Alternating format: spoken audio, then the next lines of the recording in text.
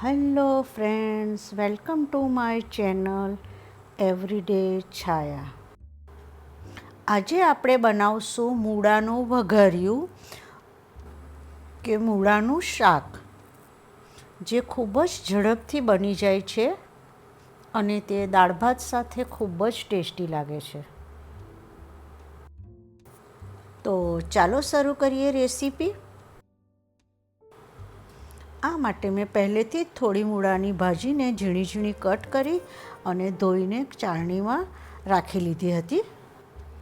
હવે આપણે જે એના આખા મૂળા છે તેને પણ ઝીણા ઝીણા સમારી લઈશું. આ રીતે આપણે મૂળાને ઝીણો ઝીણો કટ કરી અને મેં તૈયાર કરી લીધું છે. હવે આપણે બીજી થોડી પ્રિપરેશન પણ કરી લઈશું. આપણે એક ઝીણી ડુંગળી સમારી લઈશું. થોડા લીલા, મારી પાસે કાંદા હતા તો તે મેં કટ કરી લીધા છે. થોડા લીલા ધાણા લઈ લઈશું અને 1 ચમચી જેટલો આપણે બેસન લઈ લઈશું. આપણે એમાં એક મરચુંને ઝીણું ઝીણું કટ કરી લઈશું. થોડું એક આદુના ટુકડાને ગ્રેટ કરી લઈશું અને થોડું લસણને આપણે ઝીણું ઝીણું ચોપ કરી લઈશું. આપણે એક કઢાઈમાં થોડું તેલ એડ કરીશું.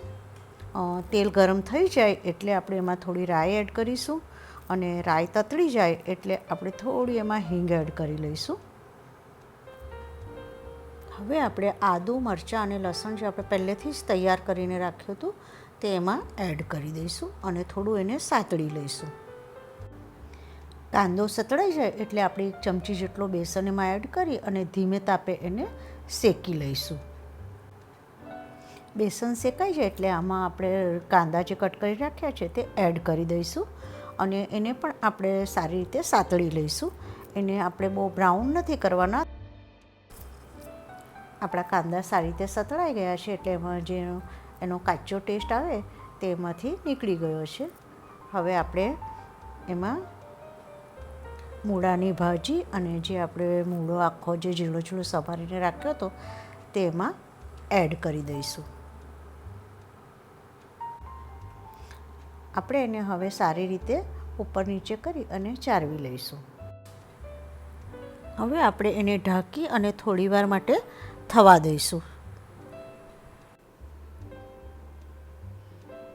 હવે આપણા મૂળા થઈ ગયા છે. આપણે મૂળાને આમાં બહુ ચડવા નથી દેવાના. થોડા કાચા પાકા હશે તો વધારે ટેસ્ટી લાગશે. આપણે આમાં થોડા બેઝિક મસાલા કરશું, જેમાં થોડી હળદર, ધાણા જીરું પાવડર, 1 ચમચી જેટલું લાલ મરચું અને સ્વાદ પ્રમાણે આપણે એમાં મીઠું એડ કરીશું. આપણે હવે એને હલાવી અને બરાબર મિક્સ કરી લઈશું. હવે આપણે એમાં જે ઝીણા સુધારેલા લીલા ધાણા હતા તે એડ કરી દઈશું અને બરાબર એને હલાવી લઈશું. તો રેડી છે આપણું મૂળાનું વઘાર્યું, જે એકવાર જરૂરથી ટ્રાય કરવા જેવું ટેસ્ટી એવું ખૂબ જ ઝડપથી બની જતું મૂળાનું વઘાર્યું. Thank you for watching my channel. અને જો તમને મારી રેસીપીઓ ગમતી હોય તો પ્લીઝ સબસ્ક્રાઈબ માય ચેનલ.